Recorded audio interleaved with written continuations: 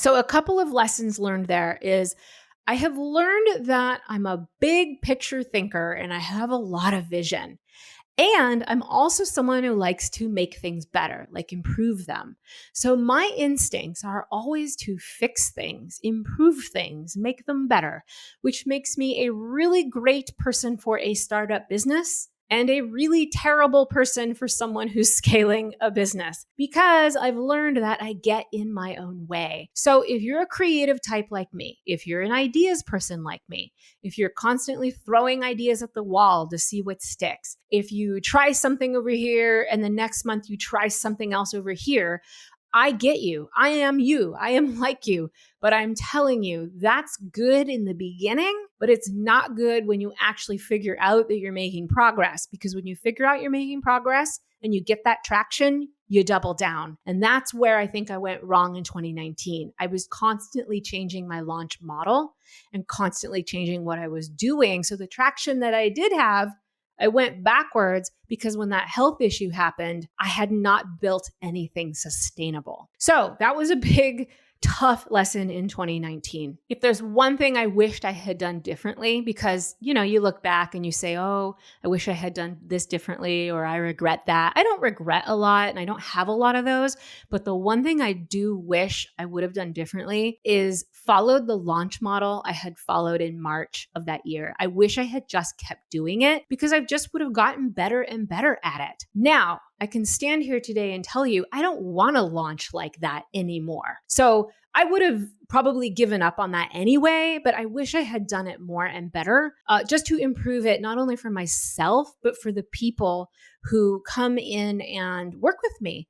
Because launching like that isn't the best experience for everyone. It certainly isn't for me. And I think for the people who are part of the launch, meaning they get your emails every day, they go to your webinars, that can be a really uncomfortable experience for them too. It might feel like pressure. It might feel like they're not ready, but you're putting all this, language in front of them that forces them not to do something they don't want to do, but maybe they're not ready and they do it a little earlier than they would have liked. So I'm now at a much better place where I'm looking for a very different kind of way of working with people. Okay.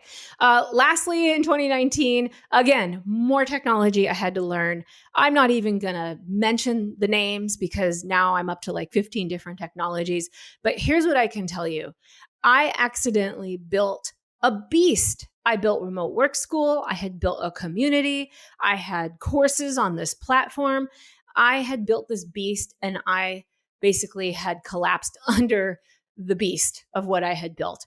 And so by the time 2020 comes, I was ready for something new. I didn't know what it was, but I was like, something has got to be better than this. So I'm going to talk about 2020, but it's going to go pretty quickly because not a lot happened. 2020 was just a continuation of not feeling good. And of course, it coincides with COVID. Also, my husband and I decide we really need to take a break from full-time RVing. We had been at it for 3 solid years.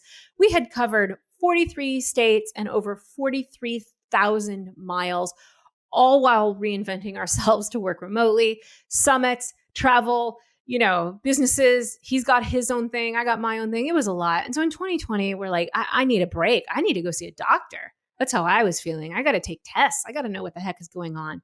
So most of 2020, I spent just trying to figure out what the heck it was I really wanted to be doing. There were things about what I did that I liked.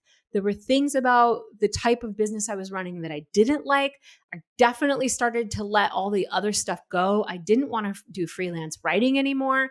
I didn't want to work for other people anymore because that was just getting very difficult to sustain.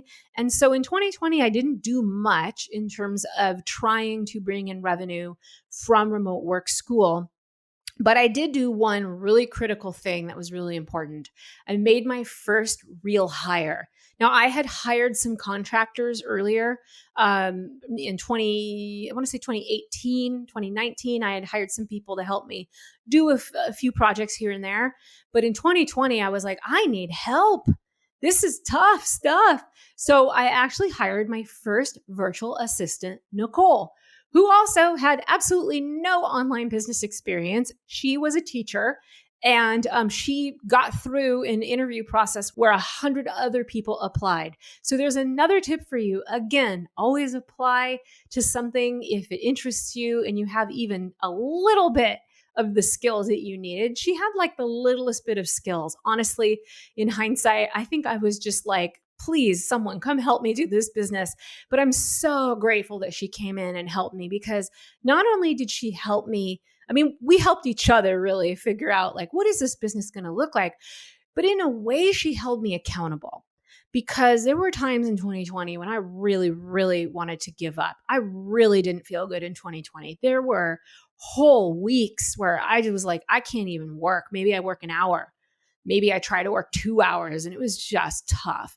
But what kept playing in my head was, but I am responsible for Nicole. I'm going to pay her paycheck. Like, I need to get up. I need to show up. I need to do what I can do.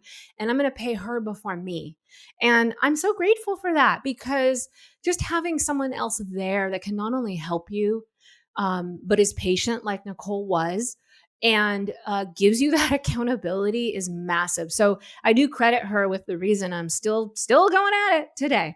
So that's mostly what happened in 2020. Now, I did one more launch in 2020 because, for quite frankly, I was running out of money. I wasn't doing much. I wasn't producing much. I was barely blogging at that point. I wasn't promoting much. I mean, they're just things were, my health was directly correlated with the health of the business. So this is another lesson I'll talk about here when I recap that year. But I did a launch because I had to. And that's never a good place to be, to have to do something like a launch or whatever else it is because you need to bring in revenue in a business. But what I did learn was how to make a launch a whole lot easier and fun. So instead of doing all the bells and whistles and the automations that go into launches and just all the this and that, I decided to just have fun with it.